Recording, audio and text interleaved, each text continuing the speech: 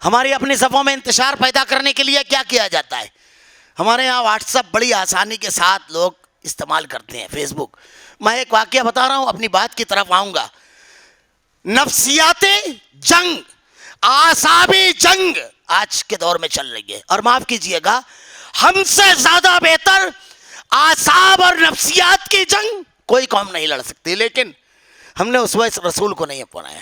اللہ کے نبی صلی اللہ علیہ وسلم کی سیرت پڑھ گئے، پوری اعصابی جنگ تھی غزوہ احزاب میں، پوری نفسیات کی جنگ تھی. اور اللہ کے نبی نے کس طریقے سے صحابہ اکرام کی رہبری اور رہنمائی کی اور کیسے اس سے نکلے. میں ایک چیز صرف بتا رہا ہوں، ایک چیز. پچھلے دنوں واٹس ایپ پر آیا، اس شادی میں کوئی غیر مقلد، کوئی دیوبندی، کوئی جماعت اسلامی، کوئی صلح کلی، کوئی وہابی شریک نہ ہو. کارڈو چھپا. چل کیا رہا ہے آپ یہ دیکھیے، چل کیا رہا ہے. اب اس کے بعد جب وہ کارڈ شائع ہوا، ہم کو بھی پہلے ہی نظر میں کھٹکا کیا کچھ نہ کچھ معاملہ ہے. یہ توحید جو ہے جب راسخ ہوگی تو سوچ اس طرح بدلتی ہے، شعور. اللہ نے کہا ہے اللہ ولی الذین آمنوا یخرجہم من الظلمات الی النور. صحیح سوچ دیتی ہے توحید.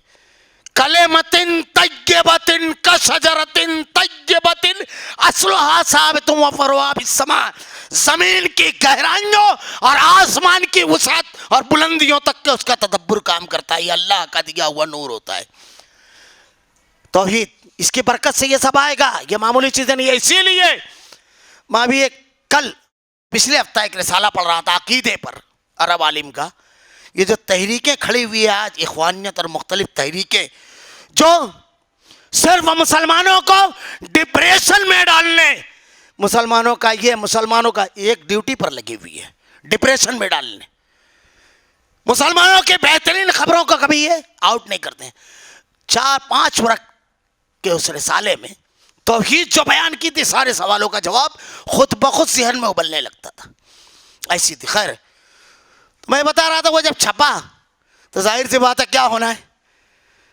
مختلف جماعتیں کے لوگوں نے تبصرہ کرنا شروع کر دیا کہ ہمارے سنی بھائی ایسے ہیں، بریلوی بھائی ایسے ہیں، تعصب ہے. ادھر سے بھی جواب و سوال شروع ہو گیا.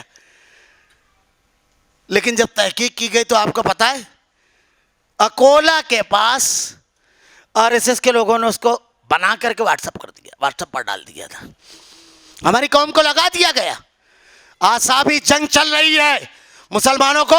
یہ جو مار کھاتے واقعات آپ کو ڈپریشن میں لے جانے کے لیے کیے جا رہے ہیں، یہ جو ہمارے انتشار کے واقعات، ہمارے آپسی اختلاف کے واقعات، ایسے واقعات مسلمانوں کے جو مسلمانوں کے اخلاقی انحطاط، ان کے اتحاد و اتفاق، ان کی کمزوریوں کو اجاگر کرتے ہیں کہ یہ سب نہیں ہے. صحابہ اکرام کے ہم کو کیسے واقعات ملتے ہیں؟ کبھی اللہ توفیق دے تو پڑھیے یہ اعصابی جنگ، ذہنی ٹریننگ اور تربیت. اللہ کے نبی صلی اللہ علیہ وسلم کی سیرت میں یہ سب موجود ملے گا. صحابہ اکرام کے ہاں کیسے واقعات ملتے ہیں؟ یہ حضرت ام سلیم کا واقعہ بڑا مشہور ہے. 2 مہمانوں کو جب گھر لے جانے کی نوبت ہوئی، انہی کا واقعہ ہے. تو گھر جا کر اہلیہ سے کہتے ہیں حضرت ابو طلحہ میں نے بھی کہہ دیا لیکن کھانے کے لیے کچھ نہیں ہے. کہا کوئی بات نہیں، یہ مومنہ خاتون تھی، یہ ہماری مائیں اور بہنیں تھی. کہا لے آئیے مگر ذرا سا دیر سے لائیے، صرف 2 لوگوں کا کھانا ہے، بچے بھی بھوکے ہیں، میں بھی اور آپ بھی. میں بچوں کو سلا دوں گی کہ ابھی دیتی ہوں کہہ کر سلا دوں گی. اور جب وہ آئیں تو تم ساتھ بیٹھنا، چراغ بجھا دوں گی درست کرنے کے بہانے، کھانا نہیں مگر طریقہ ایسا اختیار کرنا کہ وہ سمجھے کھا رہے ہیں. ویسے ہی ہوا. رات کے اندھیرے میں چراغ بجھا کر کی گئی یہ نیکی تاریخ کی روشنی میں کیسے آئی؟ کبھی آپ نے سوچا؟ یہ ہماری ذہنی تربیت کے لیے ہے. اور ہم ان گناہوں کو لا کر میدان میں اپنے معاشرے میں ڈالتے ہیں جو ہماری قوم کے اخلاقی انحطاط، بگاڑ، گراوٹ کو نمایاں کرتی ہے.